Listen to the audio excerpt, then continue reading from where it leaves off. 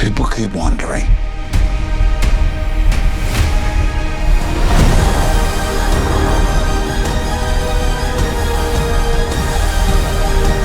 Whatever happens, don't you let go.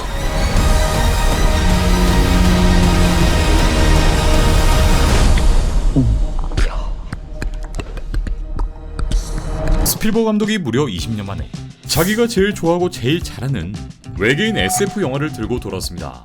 오늘은 디스클로저 데이의 오픈 속 모든 떡밥, 이 영화를 보기 전 알아야 할 모든 정보들을 싹 다 빠르게 확인해볼게요. Good morning, Kansas City. Let's take a look at today. Today is today's.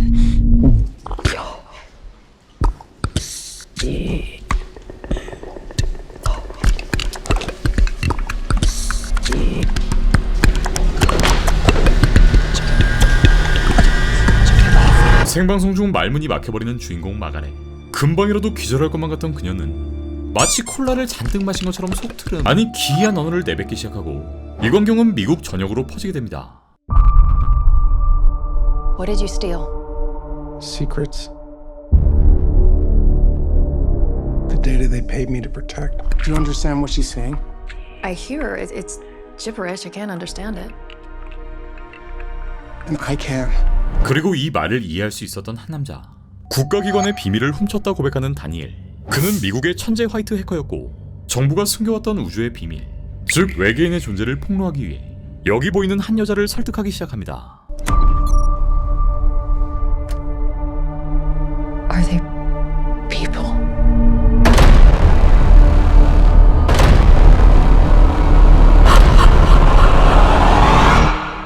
No. 네, 국가의 안보와 직결되어 있는 어덱스.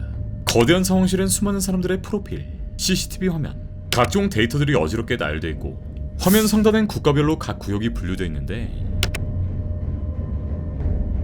워덱스는 미국뿐만 아니라 전 세계의 데이터, 전 세계 인물들을 실시간으로 감시 통제하고 있으며 여기서 거대한 작전이 펼쳐진다는 걸 알 수 있습니다. 여기에는 미싱 인플로이, 실종된 직원 화면엔 주인공 다니엘이 보이는데 그는 원래 워덱스의 핵심 보안을 담당하던 인물이었고 워덱스는 은밀한 자금을 통해 기밀 데이터를 숨겨왔지만 다니엘은 결국 폭로를 결심하게 된 거죠. People have a right to know the truth. It belongs to 7 billion people. So I'm gonna show you. What are you gonna do? Full disclosure to the whole world. All at once. 그렇게 자신이 입수한 데이터, 비밀 자료를 제인에게 보여주는 다니엘. 그들은 인간이 아니며 끝없이 펼쳐진 거친 갈대밭 가운데 인위적이고 기하학적인 문양, 미스터리 서클 위에 서 있는 다니엘의 모습을 보여줍니다. What's happening to me? People are starved for the truth. I'm a part of it now. I'm just sorry that they made you a part of it too. Hello, Jane. Please. Have a seat.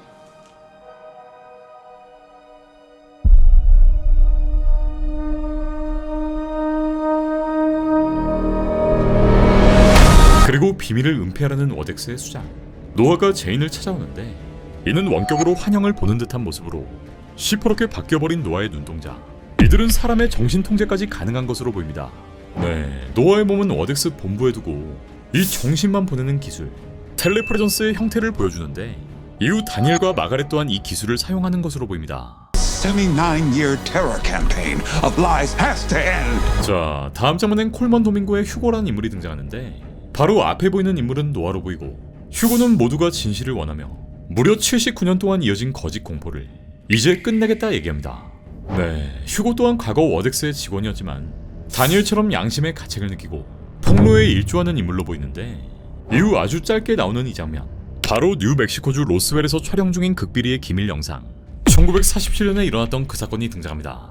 당시 로스웰엔 금속 파편들이 발견되었고 정부는 비행 원반을 수거한 데 성공했다 라는 뉴스를 발표하며 베일에 써있던 외계인의 떡밥을 던진 사건이기도 하죠. 하지만 전 세계가 충격에 빠진 지 불과 몇 시간 만에 정부는 이게 비행 원반이 아닌 단순한 기상 관측용 풍선이었다라며 번복을 하는데 또 30년이 흐른 70년대 후반엔 당시 잔해 수거를 담당했던 군인에 의해 우리가 수거한 건 풍선 따위가 절대 아니었다.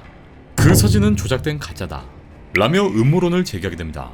그렇게 수십 년, 무려 79년 동안 감춰왔던 정부의 음모를 다시 이번 영화에 꺼낸 거라 볼 수 있겠죠. Do you think there could be others?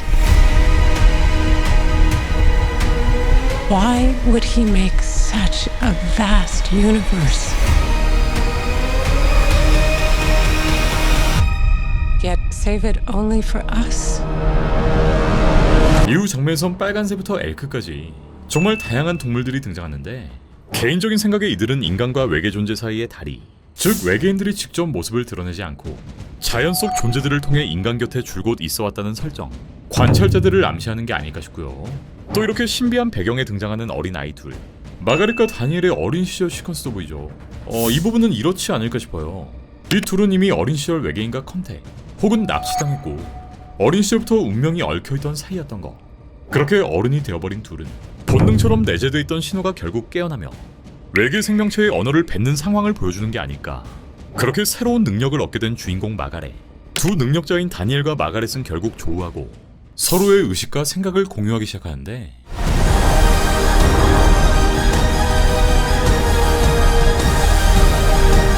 Whatever happens, Don't you let go. 네, 뭔가 폭풍우가 몰아친 듯한 이 장면. 개인적인 예상엔 정부가 마가렛과 다니엘을 잡아들이는데 성공했고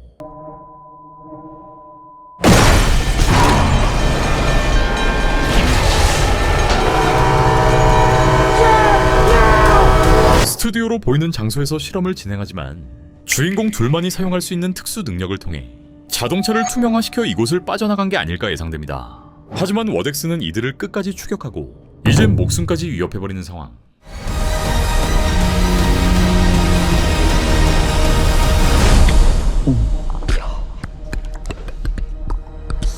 그리고 마지막 장면, 구름 사이로 등장하는 초거대 구조물 UFO가 도래하는 장면을 끝으로 디스클로저 데이의 예고편은 모두 끝이 납니다.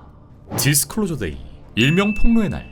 이번 영화는 1977년 미지와의 조우, 1982년 E.T., 2005년 우주 전쟁 이후 무려 20년 만에 외계인 SF로 돌아온 스필버그 감독의 컴백작이죠.